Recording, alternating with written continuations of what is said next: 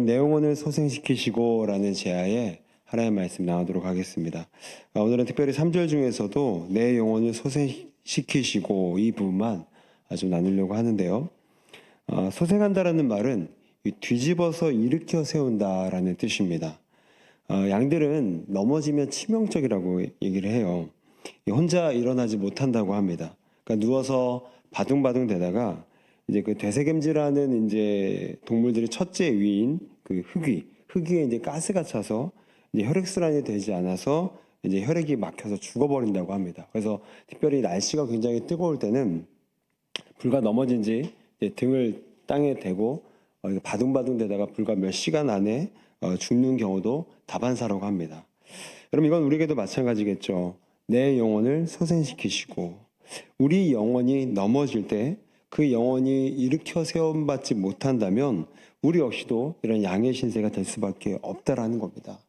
여러분, 사람은요 영적 존재입니다. 아무리 육으로 또한 소유로 환경으로 굉장히 편하고 넉넉하다 할지라도 그 영이 만족되지 않으면, 그 은혜가 그 영에 닿지 않는다면 인간은 오늘 이 양처럼 정말 바둥바둥 될 수밖에 없는 인생이 된다는 거죠. 그래서 오늘은 이 3절을 말씀 중심으로 해서 우리 영혼이 어떻게 하면 넘어지지 않을 수 있겠는가, 한 3가지 정도의 원리를 함께 살펴볼 때 우리 가운데 넘어지는 것이 아니라 오히려 일어서는 그런 은혜가 있으시기를 우리 주님의 이름으로 축복합니다.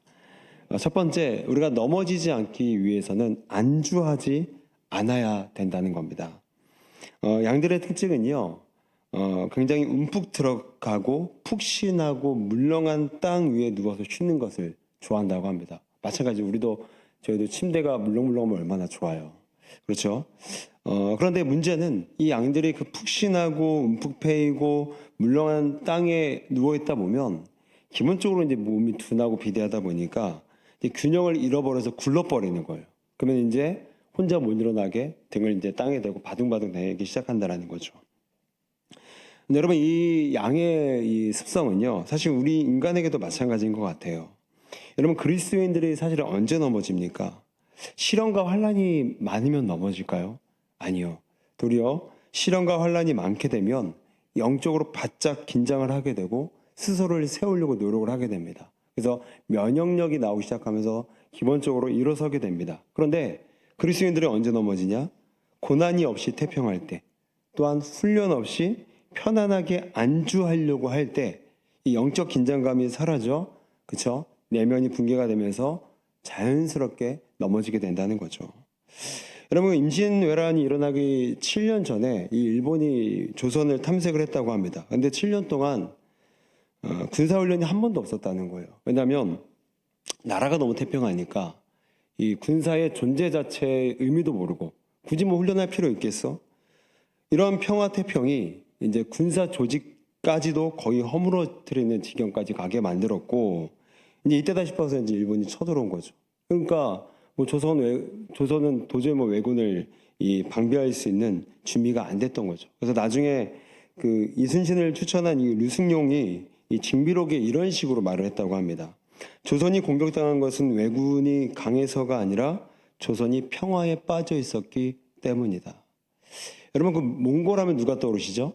몽골하면 징기스칸이 떠오르시죠. 어떤 분들은 몽골하면 뭐 양고기가 떠올라요 그러시는데, 뭐 어쨌든 간에 관심사대로 떠오르기 마련인데, 그 징기스칸이 여러분 얼마나 천하를 호령했던 인물이었습니까? 근데 이 징기스칸이 정말로 그 전 세계를 거의 뭐 석관하고 거의 뭐 점령할 때 그 인생의 모토가 뭐였냐면, 나는 똑같은 데서 2번 자는 걸 용납하지 않는다. 그러니까 뭐죠? 안주하지 않겠다라는 겁니다.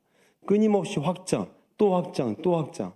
그러니까 그런 어떤 안주함을 경계했던 그의 내면이 벌써 전 세계를 호령하는 장군으로 만들었다는 거죠. 그런데 징기스칸이 죽고 나서 그의 후예들이 안주하기 시작합니다. 정착하기 시작해요.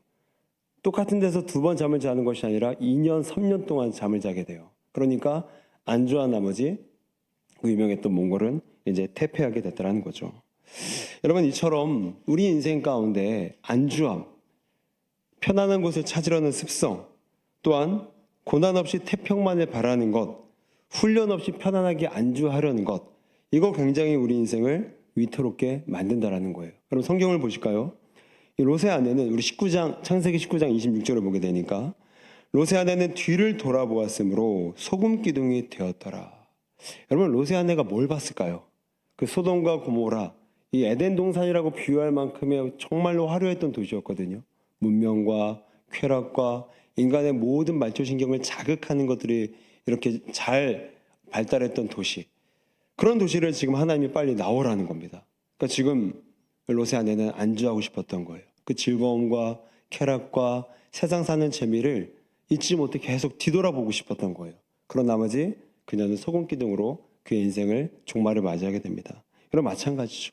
우리 역시도 하나님은 나가라고 하는데, 하나님은 도전하라고 하는데, 하나님은 그 역사의 길로 뛰어나가라고 하는데, 우리는 자꾸만 뒤로 빠지고 침륜에 빠지고 뒤를 돌아보면서 그 안주함이 우리 인생을 반드시 망가뜨리게 된다는 거죠. 여러분은 어떠십니까? 여러분은 요즘 안주하십니까? 아니면 도전 중이십니까? 여러분, 안주한다면 우리의 영혼은 넘어질 수밖에 없어요. 아까 우리 3절에서 뭐라고 했죠? 내 영혼을 소생시키시고, 우리의 육을 소생시키는 것이 아니라, 우리의 돈을 소생시키는 것이 아니라 내 영혼을 소생시키시고. 여러분, 영혼이라는 말은 히브리어로 네페시라는 말인데, 제가 몇 번은 말씀드렸던 것 같은데, 이 네페시라는 뜻이 목구멍이라는 뜻입니다. 그러니까 영혼 이퀄 목구멍. 뭐죠? 영혼은 늘 목마른 존재인 거예요. 여러분, 영혼은요, 족함이 없습니다. 영혼은요, 계속해서 먹이를 줘야 배부른 존재예요. 근데 그 영혼이 안주한다? 그 영혼이 뒤로 빠진다? 그 영혼은 불만족에 휩싸이게 되고, 그 영혼은 괴로움과 불행 가운데 빠질 수밖에 없다는 거예요. 아무리 환경이 넉넉하고 소유가 안정되고 근심 가질 만한 여러 환경 조건이 없다 할지라도 내 영혼이 안주하는 순간 우리는 그 안주의 끝에 퇴보를 경험할 수밖에 없다라는 거예요. 그러니까 여러분 보세요. 시대가 점점 더 과학이 발달하고 문화가 발달하고 육체의 즐거움들이 발달하고 보는 것들이 많아지고 있는데도 불구하고 왜 불행하고 왜 무기력하고 왜 지루하고 왜 이렇게 실증이 많은 세대가 되었습니까? 영혼을 건드리는 그런 영적 컨텐츠가 점점 더 없어지기 때문이라는 거죠. 그러므로 우리 영혼은 반드시 매일매일 안주를 초월해서 극복해서 앞으로 나아가시길 바랍니다. 여러분, 어제 먹었던 내 영적인 만나가 오늘 나를 족하게 못합니다. 절대로 못합니다. 어제의 것은 어제의 것이고요. 오늘의 것은 오늘의 것이고요. 오늘 수요예배 드렸으니까 내일은 큐티 말씀 쉬자. 이런 분들은요, 정말 영원히 쉬게 됩니다. 영원히 쉬게 됩니다. 영원히. 여러분, 그날의 것들 더 이상 안주하지 마시고 그날의 만나는 그날 나가셔서 여러분이 집어들고 드셔야 돼요. 여러분, 그러니 우리 삶 가운데 안주하는 순간 마치 왜군이 조선을 함락했던 것처럼 마귀는 우리의 영혼을 함락하기 쉬운 상태로 가게 됩니다. 자, 그렇다면 이 선한 목자가, 이 양들을 거느린 선한 목자가 이 안주함에 빠진 이 양들을 위해서 어떻게 일을 하실까요? 자, 아까 양은 말씀드렸던 것처럼 푹신한 곳, 그다음에 물렁한 곳, 움푹 파인 곳에 눕기를 좋아한다고 말씀드렸어요. 그래서 선한 목자는 이러다가 양들 다 누워 자빠지니까 그 양들을 어디로 끌고 가냐면 험한 풀밭으로 데리고 갑니다. 그럼 험한 풀밭은 이제 양들이 긴장하기 시작해요.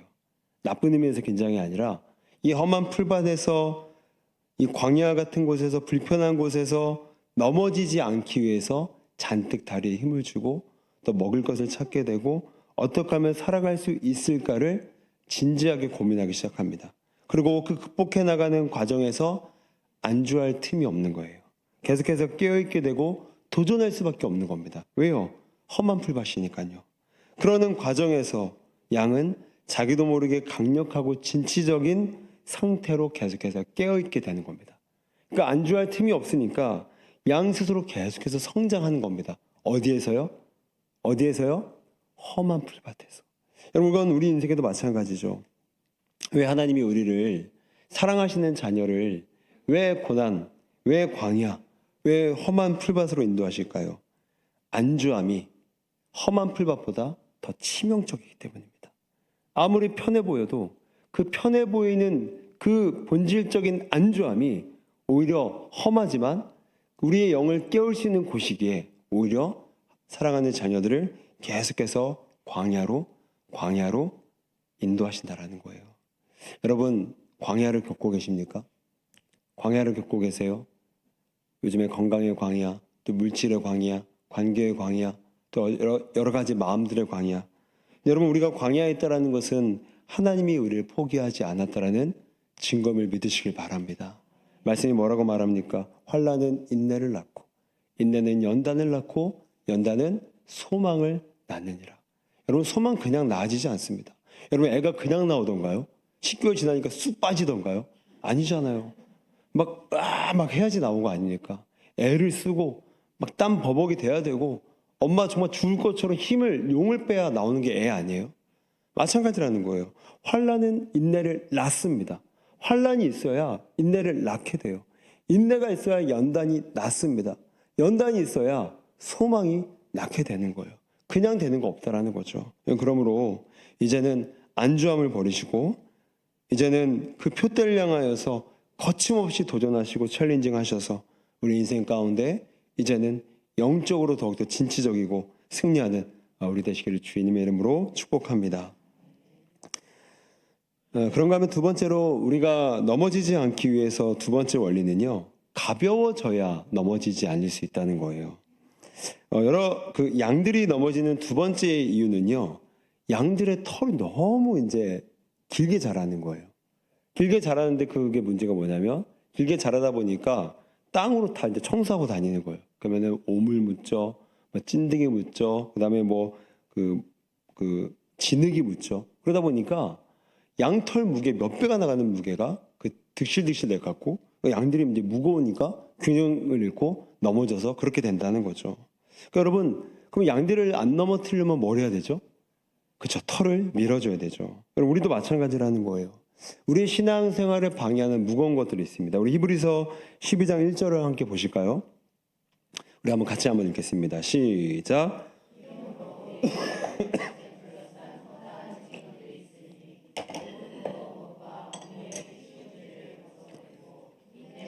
우리 앞에 당한 경주를 하며.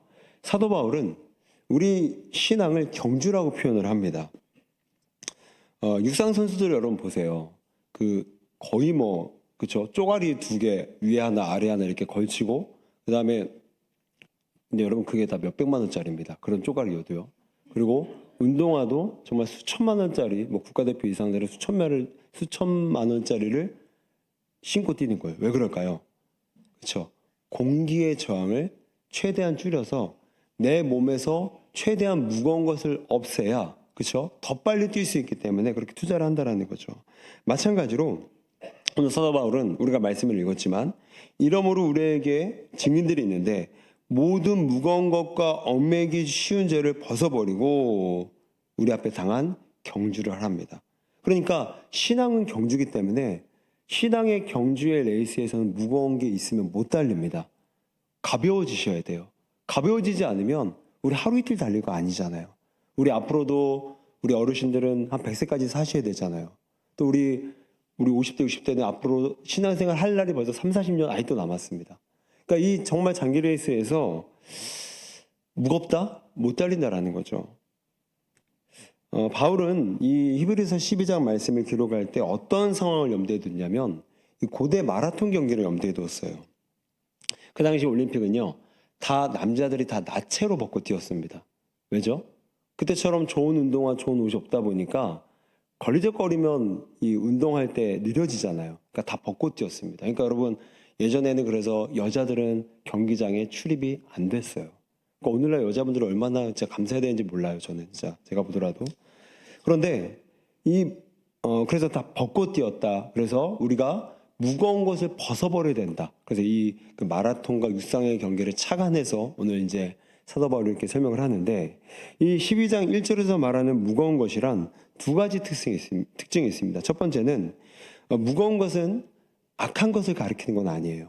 도덕적으로 윤리적으로 잘못된 걸 가리키는 게 아닙니다. 다만 우리의 신앙의 경주를 방해하는 데 있어 무겁게 만드는 것들이 바로 무거운 것, 것이라는 뜻이고요.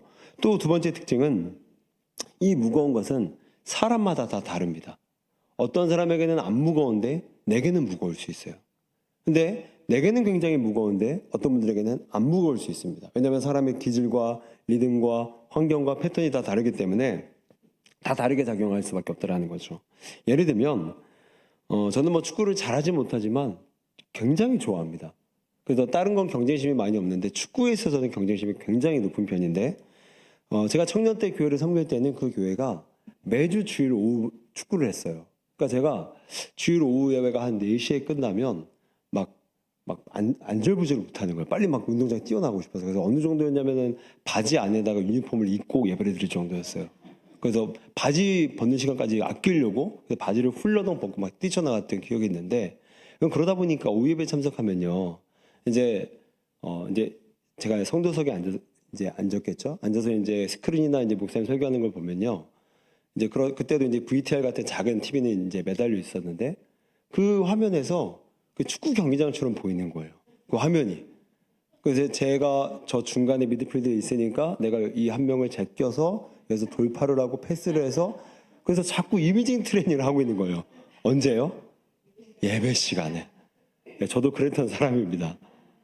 근데 저와 함께 심지어 저보다 더 축구를 잘했던 지금은 그 우리나라 축구가 K1부터 K 한 5까지 있는 걸로 아는데 K4 축구 선수가 제 친구가 있었어요. 근데 굉장히 축구를 잘하는데 이 친구는 예배 시간에 전혀 그게 무겁지가 않은 거예요. 걸리적거리지가 않은 거예요. 너무너무 예배를 평안하게 뜨겁게 잘 드리는 거예요. 무슨 말입니까?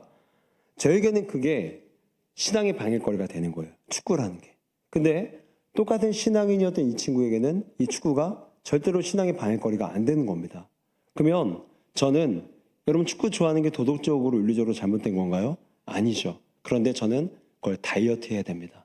최대한 더 줄여보고 축구를 생각할 수 있는 시간을 더 줄여서 어떤 나의 예배나 말씀 생활, 기도 생활에 걸리적거리지 않게, 무거워지지 않게 그것들을 제가 벗어버려야 되는 노력은 저에게 경건의 노력이 필요했다는 거죠.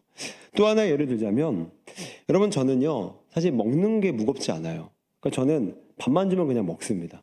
그러니까 제 아내는 굉장히 편할 거예요. 그래서 저는 예전에 그 데이트할 때도요 그냥 늘상 김밥 천국, 내일도 김밥 천국, 모레도 김밥 천국. 그러니까 저는 먹는 게 전혀 무거운 게 아니고 관심도 없습니다. 있으면 먹고 없어도 먹긴 먹어야 되는데 그렇게 무겁지는 않아요. 그러니까 어디 가는데 막 줄 서 있다? 저는 이해를 못해요. 왜 서 있어 줄을? 저 아까운 시간에 책이라도 한 자 더 보고 뭐 누구랑도 뭐 이렇게 더 데이트라도 모아줘. 저렇게 왜 서 있어? 너무너무 아까운 거예요. 근데 어떤 분들은 먹는 거에 좀 죄송한 말씀이지만 환장한 분들이 있어요. 환장한 분들. 제 친구도 식도락이 하나 있는데 이 친구도 이제 주일날 이제 평신도예요. 근데 가끔은 제 낌새가 그래요. 주일날 오전 예배 들고 튀는 것 같아요. 전화해 보면 야 어디야 그러면 나 지금 강원도에 와 있어. 강원도 왜? 그러면 야 거기 식당 진짜 유명한 데 많거든. 항상 주말에 그런 패턴의 통화를 하게 되더라고요. 그러니까 그 친구에게는 그렇죠? 먹는 게 신앙의 방해가 되는 거예요. 저는 전혀 방해가 안 됩니다. 절대로 방해가 하나도 안 돼요. 오히려 많이 먹으면 좀 탈이 좀 자주 나는 편이다 보니까 오히려 많이 안 먹으려고 노력하는 것까지 더해지다 보니까 먹는 거 그렇게 큰 관심이 없어요. 근데 어떤 분들에게는 이 먹는 게 굉장히 신앙의 방해거리, 유혹거리가 될 수 있다는 거죠. 근데 그런 인물이 성경에 한 분 나옵니다. 누구냐면 바로 에서예요. 에서. 그리고 에서 장자권 뭘로 바꿨죠? 팥죽이랑 바꾼 거예요. 이 에서라는 사람은요, 여러분 진짜 훌륭한 사람입니다. 그렇죠? 아버지 이삭을 대신해서 어릴 때부터 사냥을 익숙하게 했던 익숙한 마스터 과정까지 올라갈 정도로 눈이 잘 안 보였던 아버지를 대신해서 사냥하면서 가정의 생계를 책임졌던 굉장히 근면하고 책임성 있는 사람이었어요. 그런데 이 사람도 이 신앙거리에 방해가 있었는데 바로 먹을 거였던 거예요. 배고프면 눈에 보이는 게 없는 거예요. 배고프면 기도도 안 나오고 배고프면 예배드리러 가기도 싫을 정도가 됐겠죠. 그러다 보니까 야곱이 안 거예요. 아싸, 찬스가 왔다. 내가 여기서 팥죽 한 그릇 내가 딜하면 형 넘어오겠다. 아니나 다를까 넘어온 거예요. 세상에 그 팥죽 한 그릇이 뭐라고. 한 10분만 참았다가 지가래요. 자기가 끓여 먹으면 되잖아요. 자기가 끓여 먹으면 되는데 그거를 못 참을 정도로 이 사람에게는 마치 음식 중독과 같은 상태였을지도 모릅니다. 그러니까 그 중독이 신앙을 방해하는 거예요. 오늘날 우리 애들 유튜브 보느라, 쇼츠 보느라, 게임하느라 그 중독에 빠져서 예배 못 드리는 것처럼 어쩌면 애서는 자기만의 중독, 이 음식 중독에 빠져서 신앙의 방해거리가 되었다라는 거예요. 여러분, 이처럼 이 무겁다라는 것은요, 사람마다 다르고, 그렇다고 그것이 악하거나 윤리적 도덕적으로 오류냐, 그건 아닙니다. 그런데 그것 때문에 신앙이 방해가 될 수 있고, 그것 때문에 신앙의 경주가 느려질 수 있고, 그것 때문에 신앙의 레이스에서 이탈할 수 있기 때문에 오늘 사도 바울은 무거운 것을 벗어버리라 라고 우리에게 요청했다는 거죠. 여러분, 그러므로 양이 그 무거운 털 때문에 넘어졌을 때 반드시 그 털을 깎아야 소생, 다시 그 양이 일어날 수 있는 것처럼 우리의 영혼도 우리의 육적인 재미, 동호회, 취미, 유튜브, 주식, 부동산 정보, 시청하는 것, 핸드폰 게임, 등산, 운동 등 그게 뭐가 됐든 간에 내 신앙의 레이스를 조금이라도 무겁게 하는 것이 있다라면 그거 벗어버리셔야 된다는 겁니다. 그거 방치했다가는 그게 내 인생을 삼키고 그게 내 인생의 메인이 될 때가 오게 된다는 거죠. 역전돼서. 그러므로 오늘도 우리 가운데 나를 무겁게 하는 것, 내 양털은 무엇일까? 나를 무겁게 해서 나를 잡아뜨리는 그 양털은 무엇일까? 여러분 찾아내시고 발견하셔서 그것들을 다이어트 하셔서 우리 영혼이 손생케 되는 은혜가 있기를 우리 주님의 이름으로 축복합니다. 마지막으로 세 번째, 우리가 넘어지지 않기 위해서 세 번째 원리는요, 섬기고 나누는 삶을 적극적으로 사실 때 우리는 넘어지지 않을 수 있다는 거예요. 양들이 넘어지는 세 번째 이유는요, 너무 많이 먹어서 살찔 때라고 합니다. 그러니까 목자들에 따르게 되면 첫 번째, 두 번째 이유도 넘어지긴 하지만 가장 주된 메인 이유가 이 자체 몸무게가 너무 많이 나가서 그냥 털이 짧아도 그냥 넘어지는 거예요. 너무 비둔하고 비대해져서. 그러니까 균형 감각을 다 잃어버리는 거죠. 여러분 그 양떼 목장이나 이런 데 가보셔서 혹시 양들에게 먹이를 주셨던 경험이 있으세요? 그리고 저도 이제 그런 경험이 있는데 가보게 되면요, 그때는 어미고 새끼가 없어요. 진짜 욕심이 많아갖고 막 어미가 막 먹다가 막 제가 얘기를 해요. 야, 너는 진짜 막 한 대 툭툭 때리면서 너 새끼도 챙겨지. 그러면요, 아랑곳하고 막 제가 계속 먹어요. 옆에 새끼가 있는데도 안 챙겨주더라고요. 제가 본 어미만 좀 약간 나쁜 어미인지 모르겠지만, 그러니까 저번 주변에 싹 둘러보니까 이 양들이 욕심이 너무너무 많아갖고 막 비대해지는 거예요. 살찌는 거예요. 새끼까지도 눈에 안 들어올 만큼. 그러다 보니까 비대해진 나머지 균형 감각을 잃고 넘어져서 소생이 안 된다라는 거죠. 그러니까 결국 우리도 마찬가지라는 거예요. 우리 에스겔 34장 20절 21절을 보시게 되면, 그러므로 주 여호와께서 그들에게 이같이 말씀하시되 나 곧 내가 살찐 양과 파리한 양 사이에서 심판하리라. 너희가 옆구리와 어깨로 밀어뜨리고 모든 병든 자를 뿔로 받아 무리를 밖으로 흩어지게 하는도다. 이 살찐 양들은 먹지 못해서 파리해진 양들을 괴롭히는 거예요. 자기의 남는 음식을 공유하는 것이 아니라 어깨로 밀어내고요, 뿔로 받아들여서 자기 무리에서 쫓겨나게끔 만드는 겁니다. 이 에스겔서에서 나오는 이 살찐 양은 그 당시에 이스라엘의 상류층을 가리킵니다. 그리고 이 파리한 양은 그 당시에 이스라엘의 하층민을 가리키는데, 그러니까 오늘날과 똑같은 거예요. 양국화 시대인 겁니다. 그 양국화 시대에서 남아도는 음식을 버릴지언정 나누지는 않는 거예요. 근데 그 욕심의 결과 살찐 양이 돼버린 거예요. 그래서 비대해져서 자기들이 영적으로 죽었는데도 모르고 나는 살쪘다, 나는 부유하다, 좀 착각하고 있다는 거죠. 그렇다면 우리가 나누는 삶을 살려면, 결국 나누지 못해서 살쪘고 살쪄서 넘어졌다라면 결국 나누는 것을 적극적으로 해야만 살찌지 않다라는 것 아닙니까? 그렇다면 어떻게 해야 나누는 삶을 살아갈 수 있을까요? 그것은요, 우리의 정체성을 영적으로 다시 정의하고 세팅하셔야만 됩니다. 우리 창세기 4장 9절을 보게 되니까, 여호와께서 가인에게 이르시되 네 아우 아벨이 어디 있느냐? 그가 이르되 내가 알지 못하나이다. 내가 내 아우를 지키는 자니까? 하나님은 이제 아벨을 죽이고 혼자 있는 가인에게 가서 이렇게 물으신 겁니다. 네 아우 아벨이 어디 있느냐? 여기에 대고 지금 그 가인이 뭐라고 대답했느냐면 내가 내 아우를 지키는 자입니까? 그러니까 지금 가인은요 자신의 정체성을 망각하고 있고 자신의 가짜 정체성에 속고 있는 겁니다. 내가 내 아우를 지키는 자입니까? 나는 그런 자 아닙니다. 내 동생 인생은 내 동생 인생이고 지가 알아서 하는 거고 나는 그 인생과 별개입니다. 알아서 하는 거고 나는 그냥 알아서 하는 형일 뿐이에요. 여러분, 그러므로 가인은 동생을 지킬 자로 부름받았지만 그 정체성이 그의 정체성이었지만 가인은 그걸 인정하지 못하는 겁니다. 내가 내 아우를 지키는 자입니까? 라는 말에서 이 지키다라는 말이 이 히브리어로 샤마르라는 단어인데 이 샤마라는 뜻에는 이 시중들다라는 뜻이 있어요. 무슨 말이죠? 나의 정체성을 종으로 여겨야 내 형제와 이웃과 가족들을 나누고 섬기고 사랑할 수 있다라는 거예요. 샤마르. 무슨 말이죠? 여러분 우리 인간이요 죄된 본성이 있어서요 자연스럽게 안 나눠집니다. 그렇죠? 절대 자연스럽게 안 나눠져요. 그런데 내 자신을 나는 종이다. 나는 시중드는 사람이다라는 정체성을 가질 때 우리는 그때서야 비로소 나눌 수가 있게 되는 거예요. 여러분 이 나를 종이다라는 정체성이 없잖아요. 그러면 나눌 때 어떤 마음이 되죠? 아까워요. 그리고 생색내고 싶어요. 그리고 주기 싫어요. 그리고 억울해요. 왜 나만 섬겨야 되지? 왜 나만 헌신해야 되지?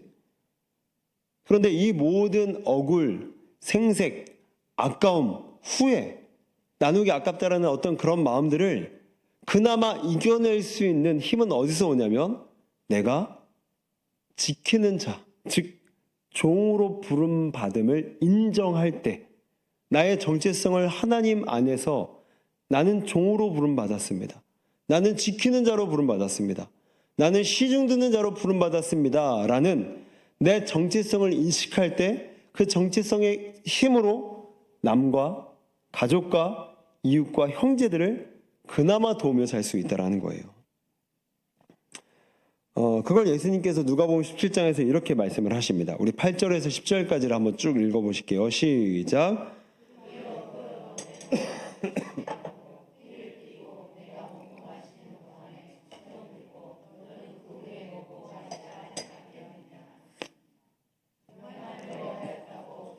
감사하겠느냐? 이와 같이 너희도 명령받은 것을 다 행한 후에 이르기를 우리는 무익한 종이라 우리가 하여야 할 일을 한 것뿐이라 할지니라. 여러분 지금 예수님께서 무익한 종이 어떤 사람인지를 얘기를 해주시는 거예요. 그런데 종은 먼저 주인에게 수정을 다 들고 그 다음에 먹는 존재라고 8절에서 얘기를 합니다. 그런가 하면 9절에서는 주인이 종에게 시켰다라고 해서 감사하다고 얘기해요? 안 해요? 안 하죠. 왜요? 종은 원래 그런 존재니까. 해야만 되는 존재니까. 시키면 감당해야 하는 존재니까 감사하는 말을 안 한다. 이게 9절이고요. 10절을 보게 되니까 종은 이렇게 주인에게 다 시킨 후에 명령을 받은 후에 뭐라고 얘기하죠? 우리가 할 일을 한 것뿐입니다. 여러분 지금 종의 상황이요. 구체로 나오진 않았지만 아마 하루 종일 일하고 와서 이제 주인의 밥을 차려드려야 되는 상황인 것 같아요. 그러면 주인도 사람이잖아요. 그러면 종에게 야, 너 하루 종일 일하고 왔으니까 너 먼저 먹고 힘나면 내 것 좀 차려와. 그리고 고마워, 땡큐.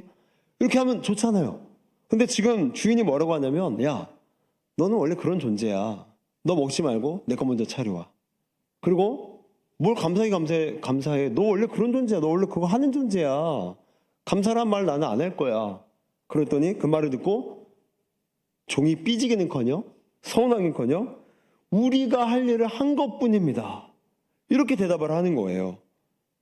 여러분 이러니 사람은요 자신을 종으로만 볼 때 생색, 억울함, 왜 나만 해야 돼? 왜 나만 청소해야 돼? 왜 나만 일해야 돼? 왜 나만 돈 벌어와야 돼? 왜 나만 이렇게 힘들게 살아야 돼?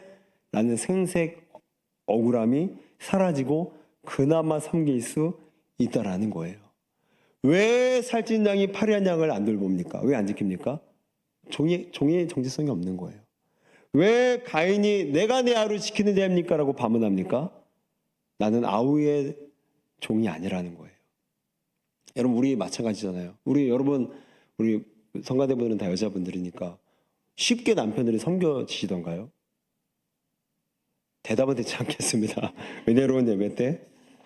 여러분, 저도 그래요. 저도요, 목회자지만 섬김을 해야 되는 당연한 직분이지만 집에 들어가면 저도 막 받고 싶은 거예요. 밥 주세요. 뭐 먹을 거 주세요. 뭐 해주세요. 근데 이게 그렇게 되더라고요. 사람이 죄된 본성이 있어서 받을 줄만 알지 섬기는 거에는 굉장히 빈약하고 굉장히 짜요. 짠돌이가 되더라고요. 그래서 제가 가정을 돌보고 가정을 지키고 가정을 사랑하려면 제가 우리 여러분들 앞에서 정말 짧게 10년, 지금 11년 차 살고 있는데 비법은 딱 하나밖에 없더라고요. 나는 우리 아내 종이다. 나는 우리 아이의 종이다. 이거 안 하잖아요? 매일매일 시험 드는 거예요. 야, 내가 힘들게 새벽부터 나가서 이렇게 새벽 예배 인도하고 또 출근하고 저녁에 들어오고 이렇게 설교하고 들어오면은 나 좀 쉬게 해줘야지라는 마음이 여러분 지금 올라올까요? 안 올라올까요? 안 올라와요.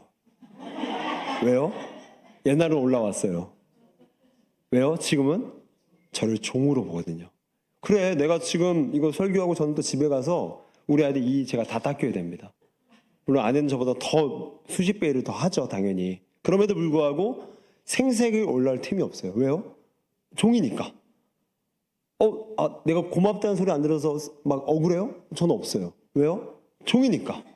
종놈이 머슴이 무슨 땡큐라는 말도 무슨 일을 합니까? 머슴은요, 그냥 주는 거예요. 기버입니다. 기버, 영어로. 기버. 그냥 주는 자예요. 테이커가 아니에요. 받는 자가 아닙니다. 그러니까 종은요, 우리 사실 교회에서 감기처럼 유행하는 병이 뭐죠? 섭섭병입니다. 섭섭병. 인사 안 했다고 섭섭해. 눈 안 마주치고 섭섭해. 설교할 때 자기 안 쳐다봤다고 섭섭해. 명단에서 실수로 빠졌는데 그거 빠졌다고 막 식음을 접해서 막 서운해하세요. 이해는 됩니다. 공감도 돼요. 그런데 여러분, 그게 받으려고만 하니까. 그렇죠? 가정에서 교회에서 주인 행세하려고만 하니까 종은 없는 거예요. 다 주인이에요. 종은 한 명도 없는 거예요. 그러니까 나는 종 안 해. 너 종해. 너 내 말 들어줘야 돼. 너 내 상처 받아줘야 돼. 너 더 섬겨야 돼. 너 열심히 대신방 다녀야 돼. 근데 나는 안 다녀. 나는 주인이니까. 그렇게 마음 심리가 되는 겁니다. 결국 정체성이 자신의 인식과 정체성이 자신의 삶의 패턴을 만들어 가요. 그런데 오늘 그 가인은 뭐라고 얘기합니까? 나는 내 아우를 지키는 종이 아닙니다. 그러니까 마음이 안 들면 죽이는 거예요. 그러니까 마음이 안 들면 그냥 모른 체 하는 거예요. 가족이 아니라 왼수되는 겁니다. 여러분, 마찬가지입니다. 우리 인생 가운데 여러분, 무익한 종의 마음이 있으면 우리는 살찌지 않습니다. 아멘이십니까? 여러분, 왜 살찐다고 말씀드렸죠? 나누지 못하고 섬기지 못하고 나 혼자 다 먹으려니까 살찐다라고 말씀드렸잖아요. 그래서 넘어진다고 했잖아요, 양들이. 그런데 살찌지 않으려면 나눠야 됩니다. 나누는 거 근데 그냥 된다 안 된다? 그냥 안 돼요, 인간의 죄된 마음이. 근데 언제 그나마 된다고요? 내가 누구다? 종이다. 내가 종이다라고 마음먹을 때 오늘 집에 들어가시고 얼른들랑 나는 당신의 종입니다. 나를 부리소서. 이렇게 선포해 보십시오. 그러면 여러분, 그분이 이익이 아니라 내가 이익입니다. 생색에서 자유해지고요. 억울함에서 자유해지고요. 왜 나만 손해보냐는 그 피해의식에서 자유해지더라고요. 그 자유가 여러분 조금 더 일하는 것 이상의 더 유익을 가져다 주더라고요. 여러분, 그러므로 사랑하는 성도 여러분, 오늘 우리는 내 가족을 지킬 자, 내 믿음의 식구들을 지킬 자, 그래서 나는 종입니다. 종의 정체성을 우리는 확보했을 때 세상이 줄 수 없는 자유를 누리게 되고 그 자유 속에서 우리는 더 넉넉하게 섬기고 나누고 섬기게 되면 결과적으로 우리는 살찌지 않아서 넘어지지 않는 인생을 살게 된다는 거예요. 그러니 이 남겨진 하루도 여러분 그만 살찌시고 그만 주인 행세하시고 나는 그리스도의 종입니다. 나는 교회의 종입니다. 나는 우리 남편, 아내, 자녀의 종입니다. 나는 우리 부모의 종입니다. 그리고 나는 우리 회사의 대리님의 종이고 나는 우리 저 말단 직원의 종입니다. 이렇게 나를 종으로 인식할 때 세상이 줄 수 없는 그런 자유, 생색도 없고 억울함도 없고 피해의식도 없는 그런 자유를 누려서 더 이상 넘어지지 않는 인생 반드시 되게 하실 줄로 믿습니다. 우리 함께 시간에 같이 기도하시도록 하겠습니다.